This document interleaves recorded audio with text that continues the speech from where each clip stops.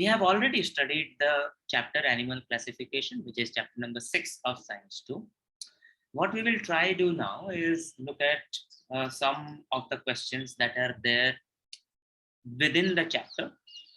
Some of them are very basic, some of them are thought-provoking, and we will look at a couple of questions from the exercise also, which we have already seen, but uh, we should revisit them and ensure that we have understood the content of this chapter, not just very basic content, but also some miscellaneous things, some exceptional things. That is what the intention is. So we will go through all the pages of the chapter and see what those miscellaneous questions are. I'm going to share the textbook with you on the screen. You should have your textbooks ready with you.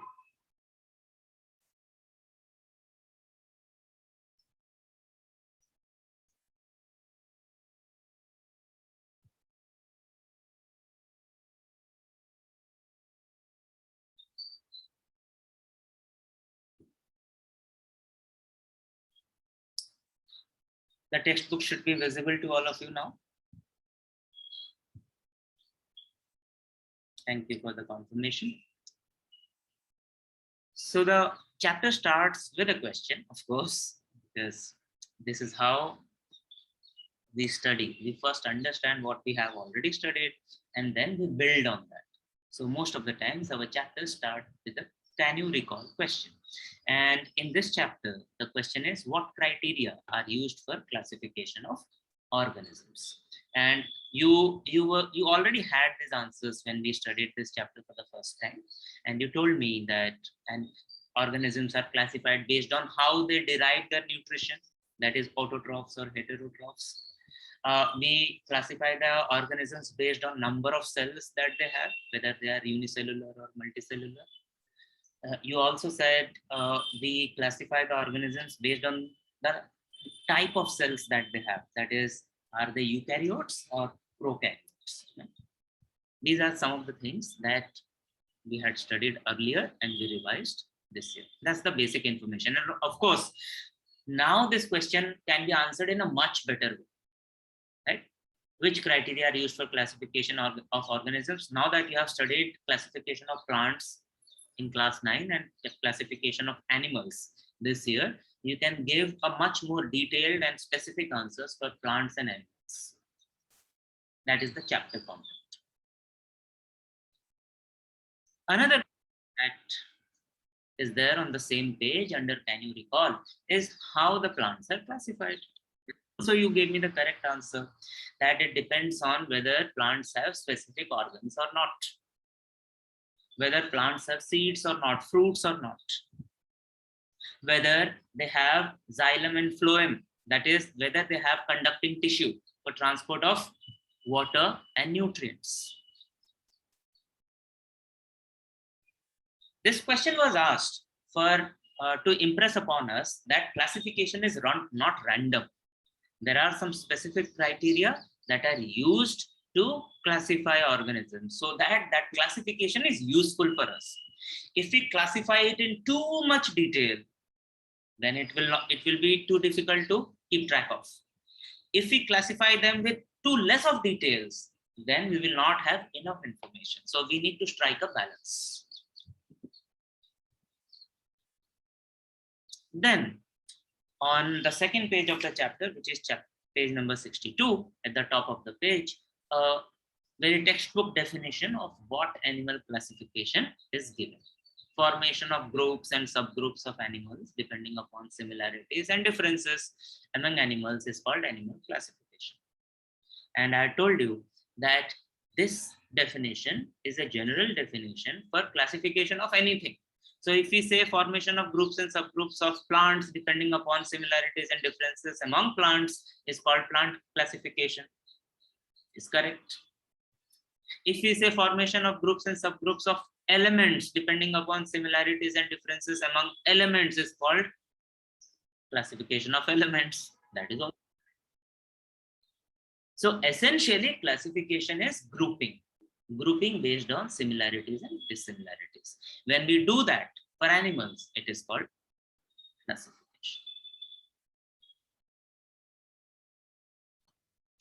Please remember that in the textbook, two words are used interchangeably. One word is traditional, another one is conventional. This word, conventional system of animal classification and traditional method of animal classification, they mean one and the same thing. Don't think that they are different. And both are dependent on presence or absence of notochord, which is equivalent to the spine.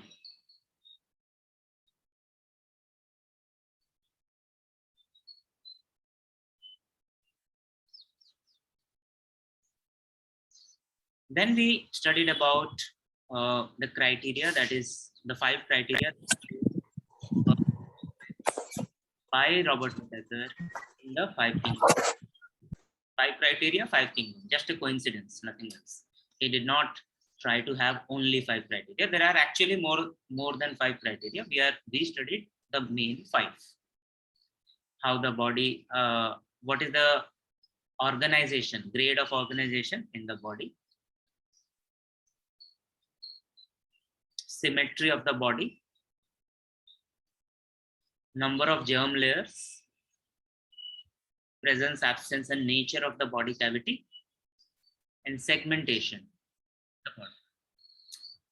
I remind you once again, this diagram on page number 66 is very important. It helps us remember a lot of things. Try look at it every day. Just like we are required to practice multiplication tables, squares and cubes, and division and multiplication every day. Have a look at it every day, then it will be useful. Similarly, you should be revisiting the periodic classification table, periodic table of elements, so that you are friends with them. These are new things, completely new things that we studied this year. And then we studied about individual phyla, individual phylum under further animal. And we started with Porifera. And we made a very important annotation for Porifera. We said in Porifera, the organisms are all multicellular, but the grade of organization is only cellular. There are no tissues. And when these organisms grow in the embryo stage of their development, there is no well-defined germ layer. There is no well-defined ectoderm, endoderm, or mesoderm. So we will say that they do not have any well-defined germ. We will not say that they are diploblastic. We will also not say that they are triploblastic. And that is correct answer. Don't worry. Remember this. And if you have not made the annotation, made the annotation now. Organisms in this phylum are neither diploblastic nor triploblastic. There are no well-defined germ layers in their embryo. So remember that the bath sponge, the sponge that is also used in pillows, cushions, it's actually animal Porifera. It is made from them. And the bhasma, which is also used in some Ayurvedic medicine, is part of, it is made by crushing the bodies of corals. And corals are what type of animals? Do you remember? They are also, if you remember here, coelenterates, Cnidaria. Right. So please pay attention in your textbook, and perhaps you should annotate bath sponge, annotate that this is Porifera. It is placed at it is positioned in the textbook. It is not given next to Porifera because of printing convenience. But you should know that bath sponge is part of the phylum Porifera, and corals are part of the phylum Cnidaria or Coelenterata. Make the annotation so that you are not confused later on. So here comes one of the interesting information, which may not be or which will not be asked in the exam, but you should know because it is related to our health. How do we live healthily? You know, how do we, because many of the organisms that we are studying, whether they are flatworms or roundworms, we are studying that they are endoparasites. Endoparasites means they live in the inside the body of other organisms, and they get the nutrition those organisms. So because they are endoparasites, even we can get infected by them. Even we can have those organisms if we are not careful. Yes, it can be a tapeworm, which is a flatworm. It can be a roundworm, which is a filarial worm. And most of the times it happens when we are not careful, when we are swimming or when we are in the nature, when we are in the fields, in the jungle. So these worms are on the ground, they are on the grass. And when these grazing animals means charne wale janwar, when they are eating those grass leaves, they end up taking the worms in. Similarly, when we are say swimming, the worms may be there in the water, and when we are swimming, we cannot keep our we have to put our head down. When that happens constantly, whether we want it or not, some water keeps going into our body through our nose, through our mouth. And if the water is contaminated with these worms, then they will go inside our body. We will not know that we are infected. And these worms can live for a long time inside our body, in our intestines. Some of them can even reach our brains. And they will grow. We will notice that there is something wrong with our body when they start growing. And then sometimes even surgery has to be done to get the worms out of the body. Be careful. That is why we need to know this.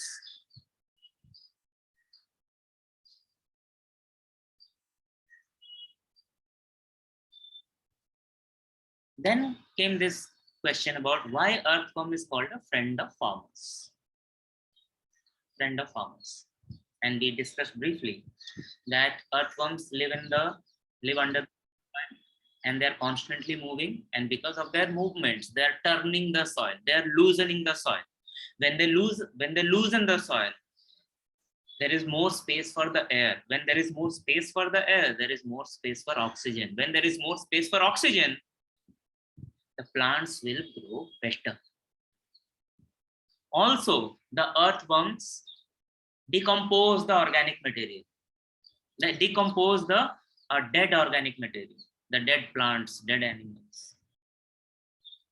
When they decompose the organic material, now the waste product that comes out of the earthworms, that can be easily dissolved in the soil, and then it can be easily taken up by the plants for their growth through phloem, through xylem and phloem.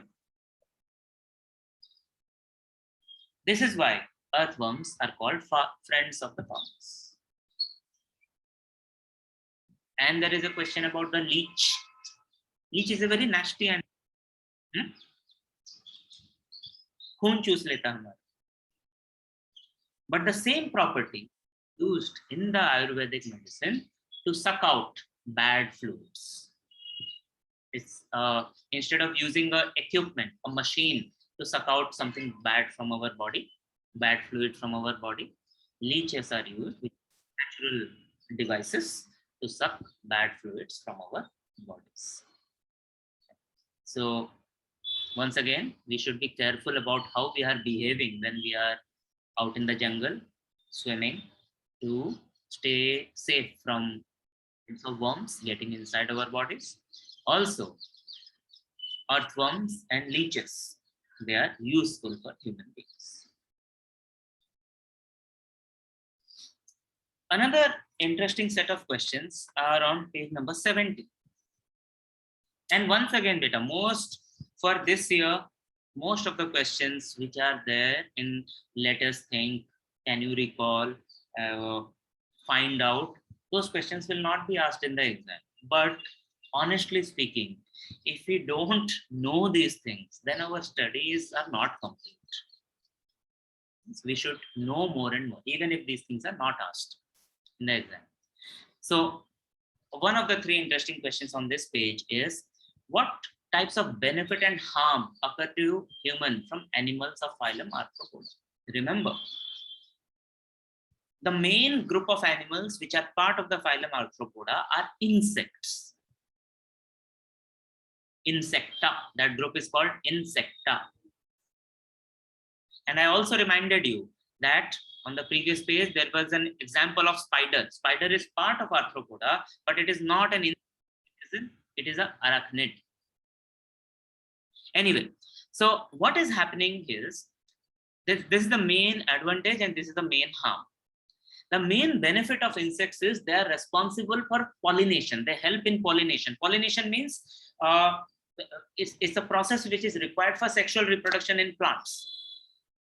And it happens when pollen grains are transferred from one part of the flower to another part of the flower, or to another flower.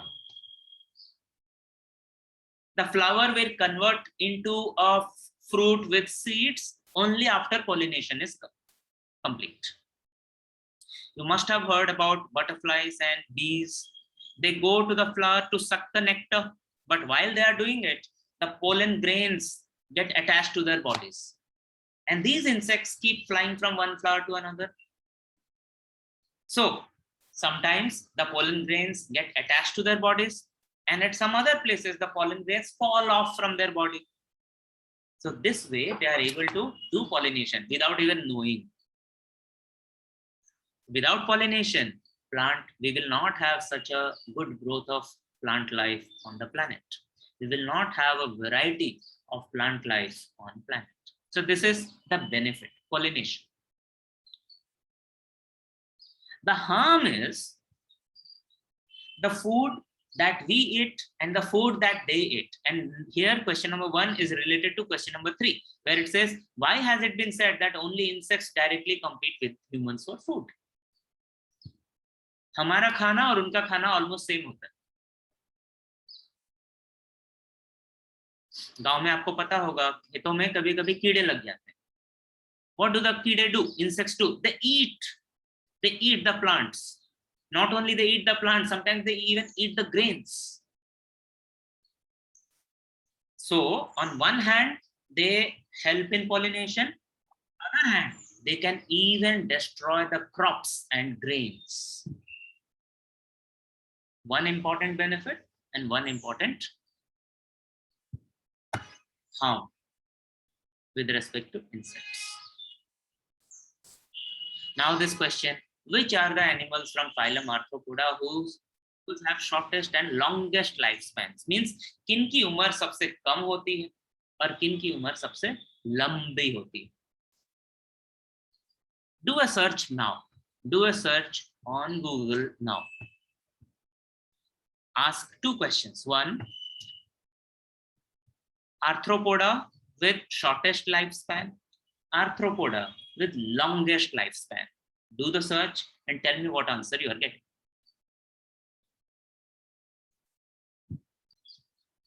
Any simple search on Google, or even if you refer to the guide, you will see that the answers will come as mayfly. Mayfly is a fly. Mayfly is an insect. Mayfly is an arthropod which is alive for just 1 day.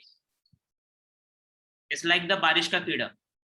बारिश का कीड़ा पता है, बारिश होने से just पहले अचानक उनके पंख आ जाते हैं, वो जमीन से निकलते हैं और उड़ने लगते हैं, और सुबह तक वो मर भी जाते हैं. Mayfly is like that. And one of the longest lifespan is that of a lobster. Lobster means a big prawn. Correct. So when you search for these answers, you may get slightly different answers depending on how we are searching, how correct our question is. But you will get mayfly and lobster. These answers are there in the guide. I'll tell you where it is there in the guide on page number 147. Do you know which mammal is supposed to be the longest lifespan? I think it's the elephants which have longest lifespans. Lifespans means average उनका जो age होता है वो कितना होता है, average कितने साल तक वो जिंदा रहते हैं. Okay. At the bottom of the page there is an information that octopus is very clever. It can change its color and it is called camouflage. वो जहाँ पर है, it can change its body colors to resemble the colors of the surrounding, so that its prey and its what जो उसको खाना चाहता है, इसको खाना चाहता है, no one can see that it is there.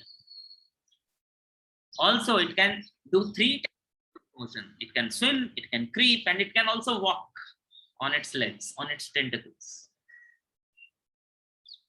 Also, we use bivalves. सीपियों को हम use करते हैं to make pearl. और कैसे करते हैं? We open them up, put a grain of sand in it, and we will close it.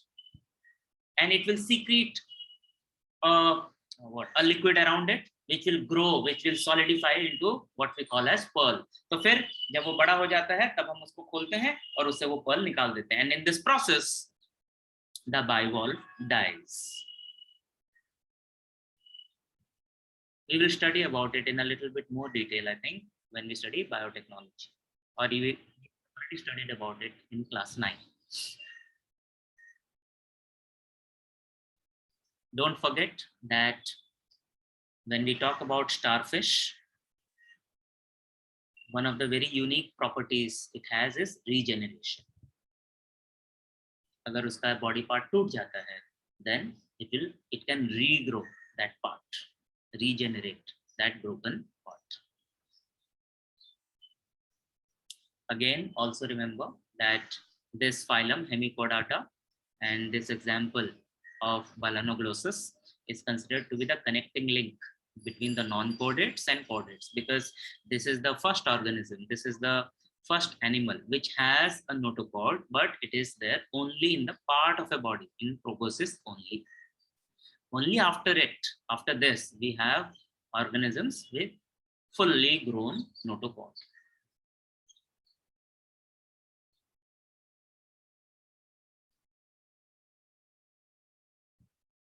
And here we come across more interesting questions. One question is about gharial and crocodile, and it says they live in water as well as land. Are they amphibians or reptiles?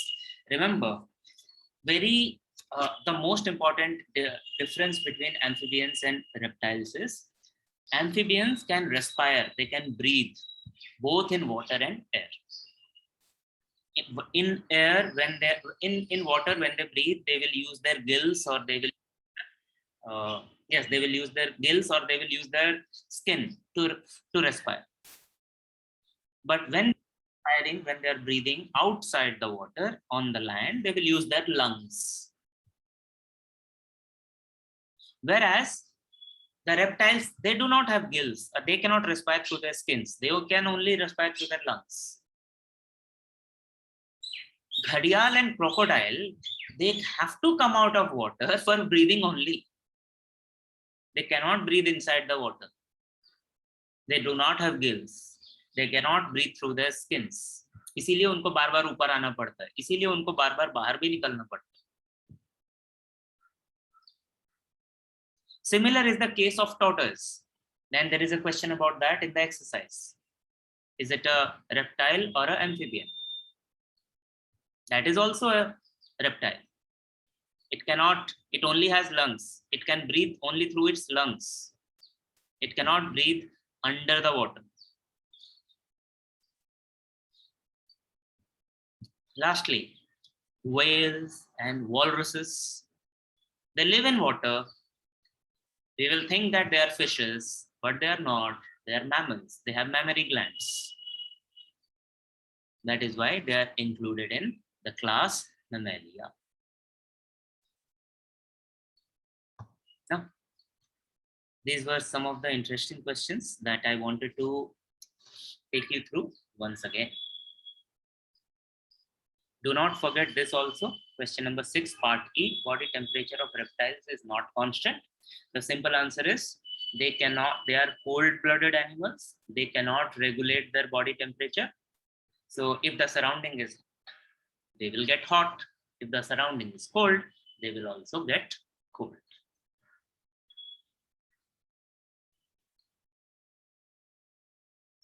So with this, Chapter 6, Science 2, Animal Classification is definitely complete. From my side as a teacher, from your side as a student, it will be complete when you write down all the answers. When you study the chapter, when you understand the chapter, then when you write down all the answers. So do that, last chance to complete it by tomorrow night.